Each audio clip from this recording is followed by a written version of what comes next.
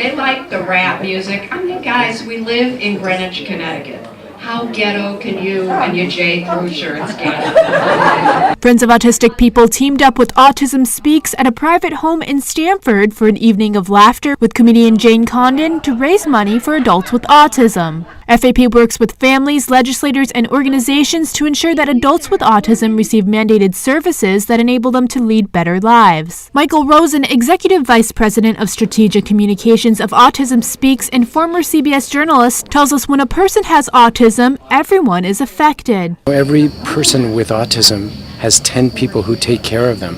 So that's 30 million people who are affected by autism, because it takes a village to raise a child with autism. So that's 30 million people. And then the key number is what we talked about, 500,000 people in the next 10 years are going to need services and have no place to live. At age 21, virtually all government-funded services are cut off to those with autism. We do not, as a society, provide support so that these people can continue to learn the skills, that they don't just, their learning isn't cut off when they still need the help, need to continue their education as they learn a little less fast than others.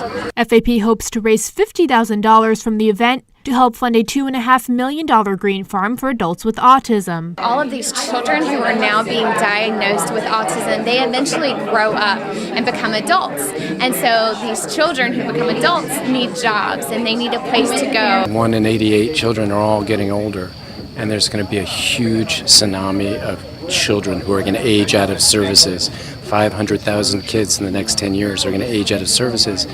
And where are they going to go? They need a place to live. The spectrum is so vast. My brother, fortunately, is on the higher end of the spectrum and is very verbal and is very social now.